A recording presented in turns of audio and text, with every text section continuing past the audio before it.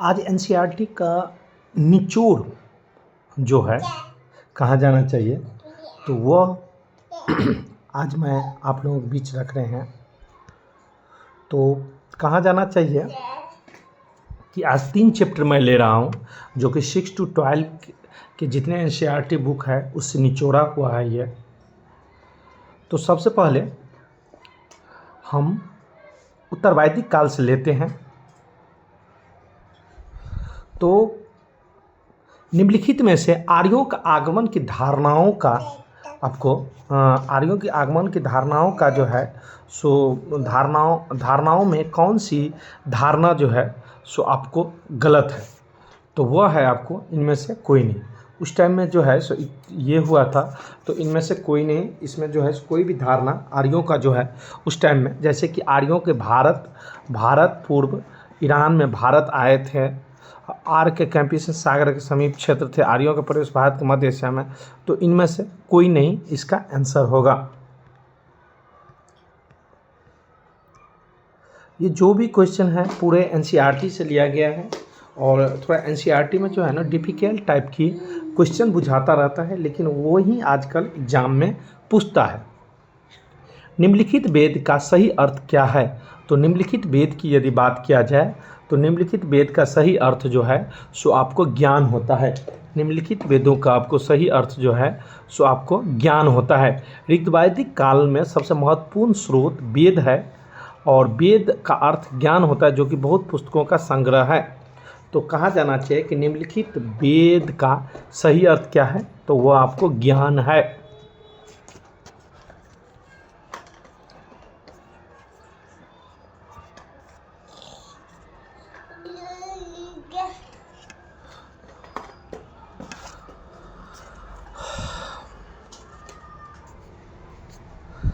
निम्नलिखित में से किन किन वैदिक देवताओं का उल्लेख बजकोई के अभिलेख से प्राप्त हुआ है? तो वह जो है सो कहा जाना चाहिए तो इंद्र का, ठीक है, वरुण का और नाथ्स का। तो ये तीनों का जो है सो आपको बजकोई अभिलेख से जो है सो आपको प्राप्त हुआ है। वैदिक देवताओं में हम वैदिक सभ्यता के बारे में अभी एनसीईआरटी का बुक से जो फैक्ट क्वेश्चन सब है उसका संग्रहित हम देख रहे हैं। तो निम्नलिखित में किन वैदिक देवताओं का उल्लेख बजकोई के अभिलेख से प्राप्त होता है? तो वह आपको इंद्र है, नाथ्स है और वरुण है।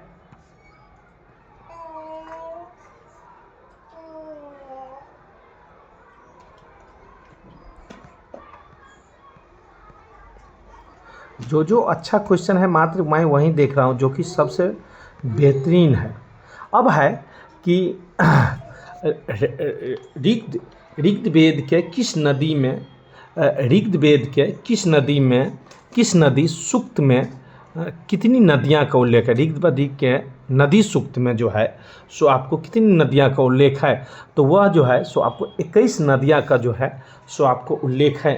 ऋग्वेद में यदि कहा जाए तो आपको 21 नदियों का जो है सो आपको उल्लेख किया गया है, जिसमें आपको गंगा तथा पश्चिम में कुंभा नदी भी शामिल हैं। ऋग्वेद में नदी सूक्त में यदि नदियों का उल्लेख की बात किया जाए तो वो आपको 21 नदी का जो है सो आपका वर्णन किया गया है। निम्नलिखित में से किस ऋग्वेद देवताओं का पुरंदर की संज्ञा दी गई है? तो यदि पुरंदर की बात किया जाए, पुरंदर की बात करें, ऋग्वेद टाइम में देवता की अलग अलग नामें रहता था, तो वह आपको यदि पुरंदर कहा जाता था तो वह आपको इंद्र को कहा जाता था, इंद्र को आपको पुरंदर कहा जाता था। निम्नलिखित में से किस वैदिक देवताओं को पुरंदर की संज्ञा दी गई है? तो वह आपको इंद्र को दी गई है। आर्यों के संदर्भ में आपको जन शब्द का आशय क्या होता है? तो आर्यों के संबंध में जन शब्द का आशय जो है सो कबीला होता है। कबीला। आर्यों के संबंध में आपको जन शब्द का आशय क्या होता है? तो वो आपको कबीला होता है। इसमें जितना भी क्वेश्चन है बहुत ही बेहतरीन रहता है, क्योंकि वो पूरा एनसीईआरटी बुक से निचोड़ा हुआ है ये। तो कहा जाना चाहिए कि आर्यों के संदर्भ में जन शब्द का जो प्रयोग होता था, तो जन शब्द का जो प्रयोग होता था तो उसका आशय क्या होता था तो वह कबीला कबीला होता था। उस समय में जो मतलब उसका आशय जो होता था कबीला होता था। इतिहास में राजा सुदास तथा 10 राजाओं के संग संघ के मध्य हुए युद्ध को किस नाम से जाने जाते हैं? ये बहुत ही अच्छा क्वेश्चन है और बहुत सारे एग्जाम में ये क्वेश्चन जो है सो आपको पूछता है। तो उसे हम 10 राज युग कहते हैं। इतिहास में राजा सुदास तथा 10 राजाओं के राजा सुदास तथा 10 राजाओं के संघ के बीच जो युद्ध हुआ था वो आपको दसराज युद्ध आपको दसराज युद्ध के नाम से जो है दसराज युद्ध के नाम से आपको जाने जाते हैं।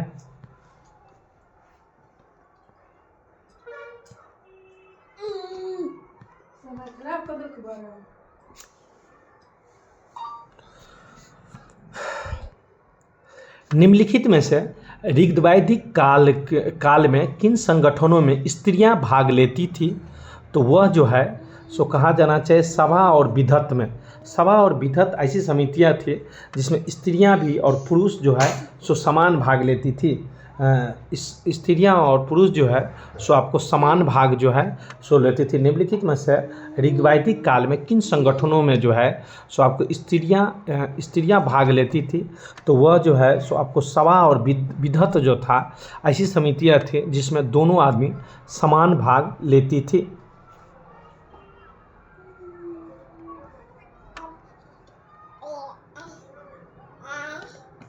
अब है कि ऋग्वेद में जन शब्द का उल्लेख कितने बार हुआ है? तो ऋग्वेद में आपको जन शब्द जो है जन शब्द का उपयोग लगभग 275 बार हुआ है। ऋग्वैदिक लोगों में सबसे अधिक आस्था अपने कबीलों पर प्रति थी जिसे हम जन कहते हैं। तो आपको यदि कहा जाए तो ऋग्वेद में जन शब्द का उल्लेख आपको 275 बार किया गया है। ऐसा क्वेश्चन से आप ज़्यादातर आपको स्टैंडर्ड बुक सब में भी नहीं देखे होंगे।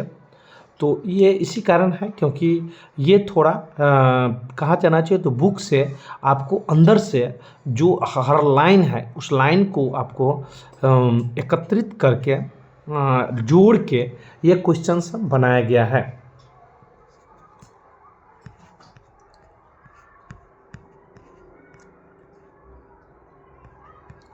अब है कि ऋग्वैदिक काल में विवाह का उम्र कितना माना जाता था? तो यदि कहा जाना चाहिए तो ऋग्वैद में जो है सो बाल विवाह का कोई उदाहरण नहीं प्राप्त हुआ है। यानी कहा जाना चाहिए तो ऋग्वैद काल में जो है सो आपको बाल विवाह का जो है सो आपको बाल विवाह का उदाहरण नहीं प्राप्त हुआ है। और उस टाइम में यदि कहा जाए तो 16 से 17 वर्ष में जो है सो आपको 16 से 17 वर्ष में आपको शादी होता था ऋग्वैदिक काल में। यदि विवाह की उम्र की यदि बात किया जाए तो यदि ऋग्वैदिक काल में कहा जाए कि विवाह की उम्र कितना था तो उस टाइम में 16 से 17 वर्ष माना जाता था।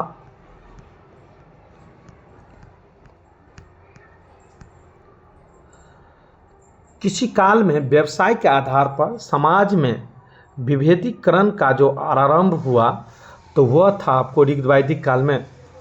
आपको ऋग्वैदिक काल में क्या था कि व्यवसाय के आधार पर समाज को जो है सो आपको विभेदीकरण मतलब व्यवसाय के आधार पर समाज का जो है सो वर्ण व्यवस्था में जो है सो आपको यानी प्रवर्तित करता था कि अलग अलग समुदाय का जो है सो आपको अलग अलग समुदाय बनाता था।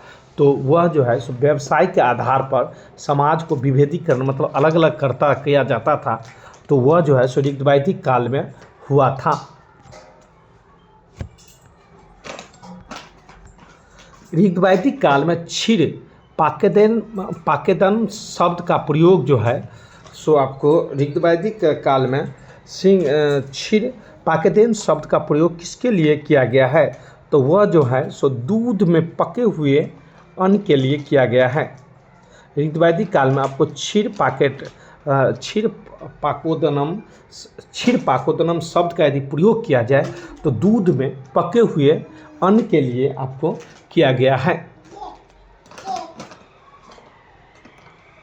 अब ये देख लीजिए कि दूध से बने पदार्थ दही मक्खन घी आदि मुख्य भाग होते थे और दूध में पके हुए अन्न को क्षीर पाकोदनम कहते थे।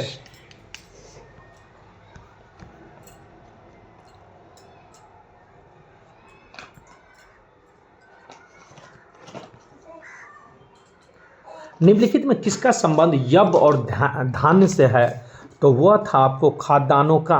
खाद्यान्नों का जो है सो संबंध था आपको यब और धान्य में। ये बहुत ही अच्छा क्वेश्चन है और बहुत सारे एग्जाम में जो है सो ये पूछता है। कहा जाना चाहिए तो बिहार प्रशासनिक सेवा 68वीं में भी ये क्वेश्चन आपको पूछा था कि भारत में लोहे का प्रयोग कब से प्रारंभ हुआ? तो भारत में लोहे का प्रयोग जो है सो 100 ईस्वी पूर्व से जो है सो प्रारंभ हुआ था। तो भारत में यदि लोहे का प्रारंभ की बात किया जाए तो वह 100 ईस्वी पूर्व से माना जाता है। अब यहाँ देखिए फैक्ट देख लीजिए यहाँ कि भारत में लोहे का प्रयोग 100 ईस्वी पूर्व से माना जाता है और लोहे का प्रयोग मनुष्य ने तीर के नोक, भाले के नोक, तलवार और चाकू बनाने में किया था। सबसे पहले यदि बात किया जाए तो उस टाइम में आपको मनुष्य जो है सो आपको तीर, ठीक है, तीर का नोक, तीर का जो नोकीला होता था वो, भाले का जो नोकीला होता था वो, और तलवार और चाकू बनाने के लिए सबसे पहले प्रयोग किया था। यदि बात किया जाए तो 800 ईस्वी पूर्व दक्षिण भारत में 1000 ईस्वी विश्व के संदर्भ में 1300। तो लोहे का प्रयोग यदि माना जाए, लोहे का प्रयोग कब से प्रारंभ हुआ? तो वो आपको 1000 ईस्वी से प्रारंभ हुआ। ये बहुत ही अच्छा क्वेश्चन है ये। निम्नलिखित में से किन विदेशी अभिलेखों में आर्यों का नाम का उल्लेख होता है?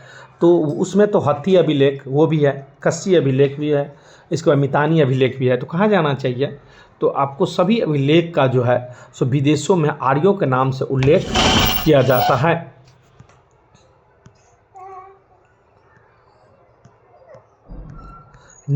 ऋग्वैदिक काल में तुर्वस और यद शब्द का प्रयोग किनके लिए करते हैं? तो तुर्वस, कितना अच्छा क्वेश्चन है ये, पूरा अंदर से ये सब क्वेश्चन लिया गया है। तुर्वस और युद्ध, तुर्वस और यद शब्द का प्रयोग जो है समुद्री रास्तों में आने वाले के लिए किया जाता है। तुर्वस और युद्ध शब्द का जो प्रयोग किया जाता है वो समुद्री रास्तों से आने वालों के लिए तुर्वस और युद्ध, मतलब समुद्री रास्ता से कोई भी आता था तो उसका कोड नाम था तुर्वस और युद्ध।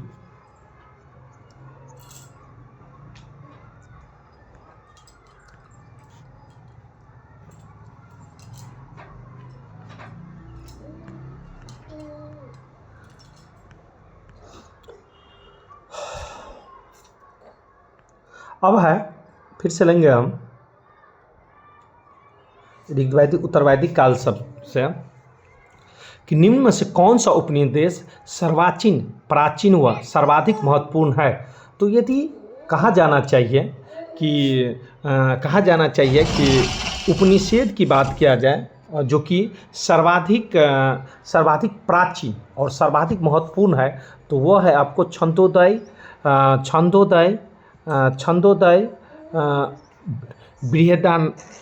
बृहदारण्यक उपनिषद।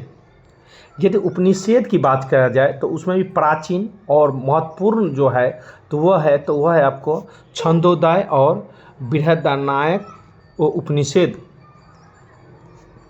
हस्तिनापुर में बाढ़ में बह जाने के पश्चात कुरु वंश के लोग पुनः किस स्थान पर बसे थे? उस टाइम में हस्तिनापुर में क्या था कि बाढ़ में बहुत आदमी बह गए थे तो वह जो है बाद में आपको जो कुछ लोग जो है सो जीवित रहे, जो आदमी मर गए, जो आदमी दह गए उसका तो कोई बात ही नहीं, लेकिन जो आदमी बच गए वह जो है सो इलाहाबाद के कौसम्बी में आकर पुनः जाकर जो है सो बस गए। जैसे कि किसी को बच्चा था या कोई आदमी बड़ा था तो ऐसा था तो जो आदमी बच गया तो उसको जो है सो कौसम्बी, इलाहाबाद के कौसम्बी में जो है सो आपको वह आदमी जो है सो कौसम्बी में जाके बस गए। पंचाल की राज आधुनिक उत्तर प्रदेश को किन जिलों में विस्तृत था? तो वह था आपको बरेली में, बदायूं में और फर्रुखाबाद में। यदि पंचाल राज की बात किया जाए तो उस समय में जो है सो उत्तर प्रदेश के आपको बरेली में भी थे पंचाल राज, और बदायूं में भी थे और फर्रुखाबाद में भी थे। तो यदि आपको आंसर की बात किया जाए तो आपको इसका सी आंसर हो जाएगा 1, 2 और 3। निम्नलिखित में से किस ब्राह्मण ग्रंथ में राजा जनक का उल्लेख है तो वह है आपको शतपथ ब्राह्मण में। शतपथ ब्राह्मण में जो है सो आपको ब्राह्मण ग्रंथ का जो है सो आपका उल्लेख है।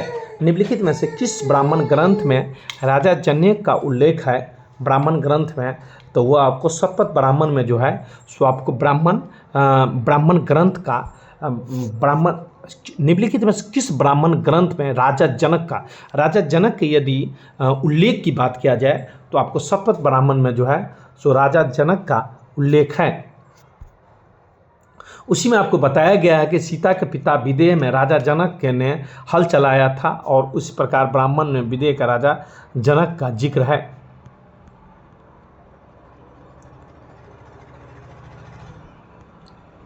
एक क्वेश्चन है कि उत्तर वैदिक काल में सीता शब्द का प्रयोग किसके लिए है, तो वह आपको सीता शब्द का प्रयोग आपको उस समय में हल रेखा के लिए सीता शब्द का जो है प्रयोग जो किया जाता था वह हल रेखा के लिए किया जाता था।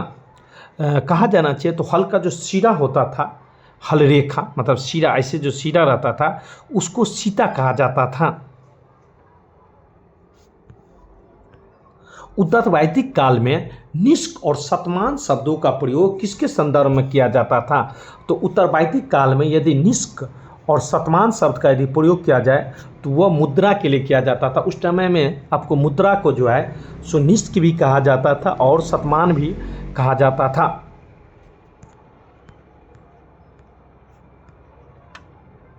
निम्नलिखित में से उत्तर वैदिक कालों के लोगों के मध्य सर्वाधिक प्रचलित मृदभांड कौन सा था, तो वह था आपको लाल मृदभांड। उस समय में जो है सो आपको लाल मृदभांड था जो कि बहुत ज़्यादा प्रचलित था। उत्तर वैदिक काल की यदि बात किया जाए तो प्रचलित मृदभांड की बात किया जाए तो लाल मृदभांड जो है सो सबसे ज़्यादा प्रचलित था। निम्नलिखित में से किस ब्राह्मण ग्रंथों में विश्वामित्र को एक क्षत्रिय बताया है, तो क्षत्रिय की यदि बात किया जाए तो ऐत्रेय ब्राह्मण में जो है सो विश्वामित्र को जो है सो आपको ऐत्रेय ब्राह्मण में ब्राह्मण ग्रंथ में विश्वामित्र का एक क्षत्रिय बताया है, तो वो ऐत्रेय ब्राह्मण में जो है सो विश्वामित्र का एक क्षत्रिय बताया गया है।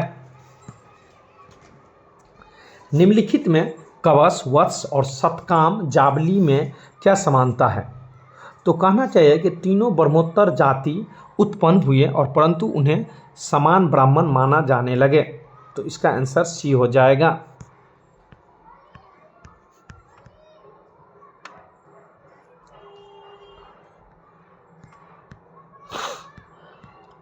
अब है कि निम्नलिखित में से दो कबीलों के मिलने से कुरु कबीलों का निर्माण होता है। कुरु कबीलों का निर्माण होता है वह है आपको भरत और पुरु। भरत और पुरु जो था उसमें कुरु कबीलों का निर्माण हुआ था। दो कबीलों के मिलने से कुरु कबीलों का जो निर्माण हुआ था वह था आपको भरत और पुरु, जिससे कि आपको कुरु कबीलों का निर्माण हुआ था।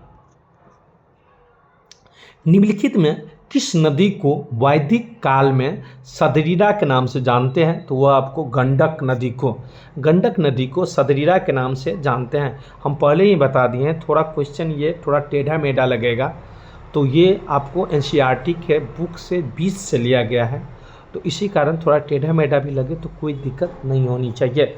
यदि निम्नलिखित में किस नदी के वैदिक कालों को सदनीरा के नाम से जानते हैं, तो वो आपको गंडक को जो है सो सदरीरा के नाम से जानते हैं। निम्नलिखित में से किस ग्रंथ में विदेह माधव की कथा का उल्लेख है, तो वह आपको शतपथ ब्राह्मण में है। विदेह माधव की यदि बात किया जाए, निम्नलिखित में से विदेह माधव की यदि बात किया जाए तो वह आपको शतपथ ब्राह्मण में जो है सो विदेह माधव का जो है सो आपका उल्लेख किया गया है। प्रावन जाबिल नरेश का संबंध किस प्रदेश से है, तो वह आपको पंचाल से। प्रावन जाबिल नरेश का संबंध आपको पंचाल से है। ऋग्वैदिक काल में किरात को किन अन्य नाम से जानते हैं? किरात या किकट को आपको मगध के नाम से जानते हैं। ऋग्वैदिक काल में किरात या किकट को यदि बात किया जाए तो आपको मगध के नाम से जाना जाता है।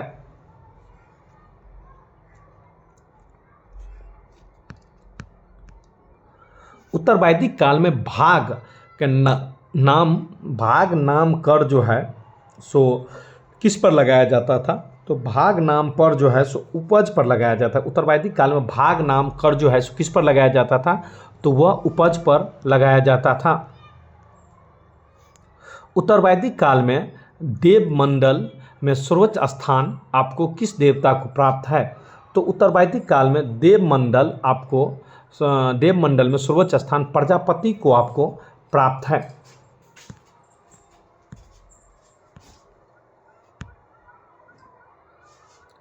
निम्नलिखित में से किस संस्कार के द्वारा शिक्षा का प्रारंभ हुआ था?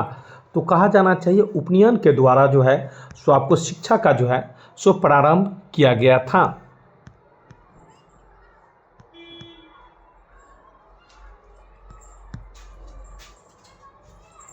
विदेह के राजा जनक के द्वारा आयोजित महान विदेह सम्मेलन की जानकारी उपनिषद से यदि प्राप्त किया जाए तो वह आपको बृहदारण्यक उपनिषद से प्राप्त हुआ है।